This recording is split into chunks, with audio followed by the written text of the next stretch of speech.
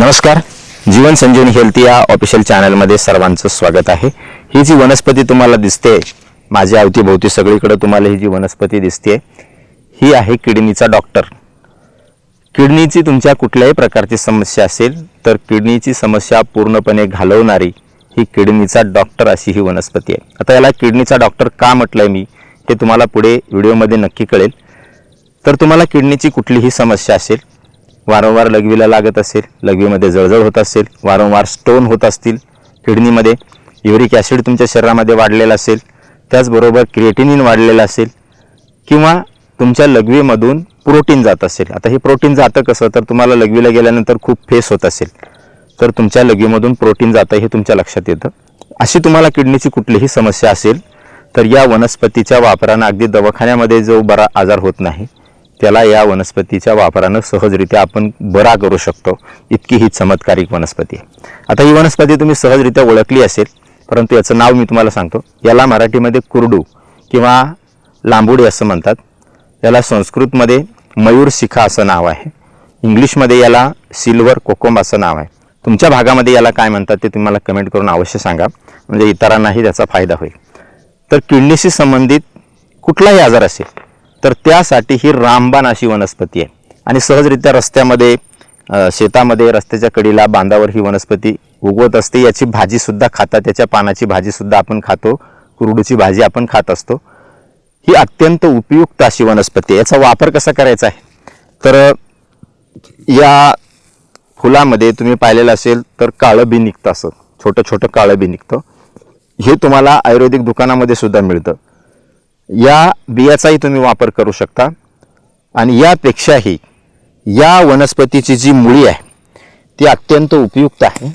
ही जी मुळी तुम्हाला दिसते आहे ही कुरडूची मुळी किडनीच्या आजारासाठी अत्यंत उपयुक्त आहे।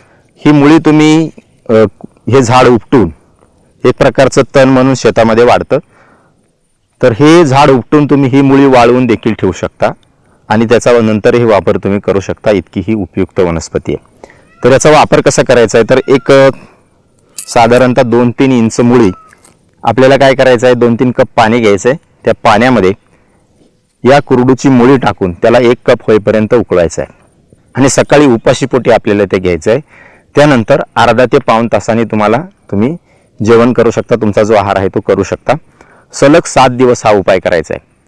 आता बऱ्याच जणांना गुडघेदुखी, सांधेदुखीचा त्रास असतो, त्यासाठी कॅल्शियमच्या गोळ्या खातात, विविध प्रकारचे उपचार करतात, परंतु जर शरीरामध्ये, रक्तामध्ये जर तुमच्या युरिक ॲसिड वाढलेला असेल, एकतर सांध्याला सूज येते, सांध्याला सूज नसेल येत तरी सुद्धा सांधे दुखतात, युरिक ॲसिड जर तुमच्या शरीरामध्ये वाढलेला असेल तर असं युरिक ॲसिड या वनस्पतीच्या वापराने पूर्णपणे निघून जातं। किडनीमध्ये स्टोन झालेले असतील, मुतखडे झालेले असतील तर ते मुतखडे सुद्धा या औषधाने पडून जातात आणि परत परत मुतखडे होण्याची जी समस्या असते ती समस्या सुद्धा या वनस्पतीने निघून जाते, इतकी ही महत्त्वाची वनस्पती आहे।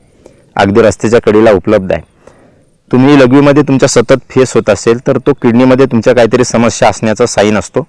अशी समस्या जर तुम्हाला जाणवत असेल तर तुम्ही या वनस्पतीचा वापर अवश्य करा।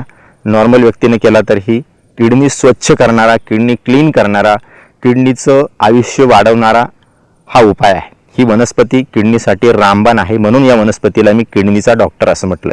अगदी दवाखान्यामध्ये बरे न झालेले आजार सुद्धा या साध्या वनस्पतीनं सहजरित्या बरे होतात।